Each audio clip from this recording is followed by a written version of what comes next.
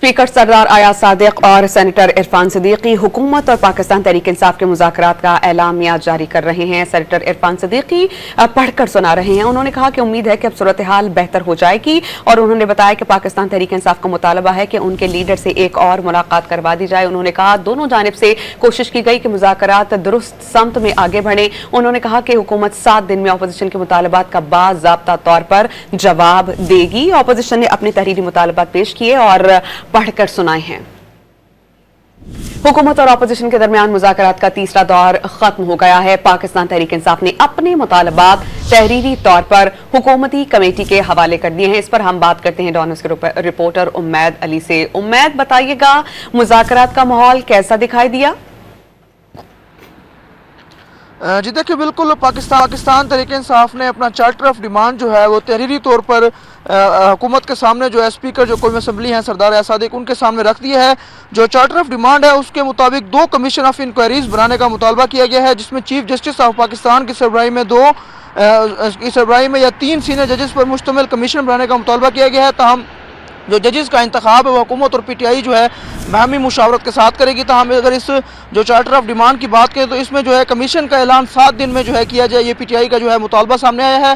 ताहम इस हवाले से अगर जो 2 जुडिशल कमीशन जो बनाने का मुतालबा किया गया उसमें एक कमीशन जो है वो 9 मई के जो वाक़यात हैं उसके खिलाफ जो है तहकीकात करेगा, और जो दूसरा कमीशन है वो जो 23-24 नवंबर के जो वाक़यात हैं उसमें जो जितने भी जो मामलात हैं उसके मुतालिक जो है वो जुडिशल कमीशन जो है वो तहकीकात करेगा।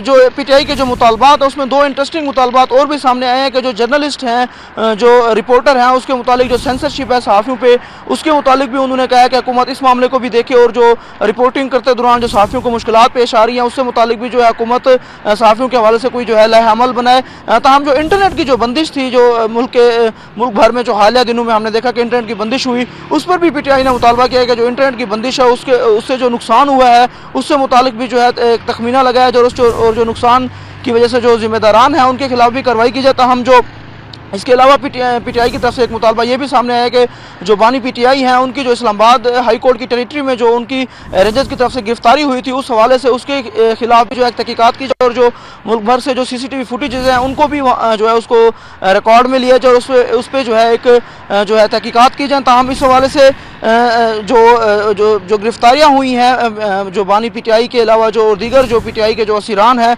उनकी जो गिरफ्तारियाँ उनकी कानूनी हैसियत और इंसानी हकूक़ के हवाले से भी जो है जायज़ा लिया जाए। ताहम ये जो तहरीरी तौर पर जो मुतालबात थे PTI का जो चार्टर ऑफ डिमांड है ये स्पीकर कौमी असम्बली सरदार अयाज सादिक के सामने रख दिया गया है। ताहम इससे अब से कुछ टाइम कबल जो है सरदार अयाज सादिक ने जो है मीडिया से भी बातचीत की और उनका यही कहना था कि अपोजिशन लीडर जो उमर अयूब हैं उन्होंने जो है उनको तहरीरी तौर पर जो मुतालबात हैं वो उनके सामने रख दिए हैं। ताहम इस हवाले से इरफान सिद्दीकी जो है जो हुकूमती मुज़ाकराती टीम के तर्जमान है उन्होंने मुश्तरका जो प्रेस रिलीज़ है एलामिया वो इस वक्त जो है उसको पढ़ रहे हैं और उससे मुतालिक जो है उन्होंने हुकूमती कमेटी जो है मुशावरत के बाद PTI को जो है वो आगाह करेगी। इसी तरह जो हुकूमती मुज़ाकराती टीम है उन्होंने जो है मज़ीद मुशावरत का जो है टाइम मांगा है। जो हुकूमती मुज़ाकराती टीम के जो तर्जमान है इरफान सिद्दीकी उन्होंने कहा कि हम इस पे जो है नवाज शरीफ से, शहबाज शरीफ से और जो दीगर जो हमारी अलाइज पार्टीज़ हैं हम उनसे जो है मुशावरत करेंगे, उसके बाद जो है बाज़ाब्ता तौर पर पाकिस्तान तहरीक इंसाफ को आगाह करेंगे। जी बहुत मुफस्सिल हमें इस बारे में अपडेट किया।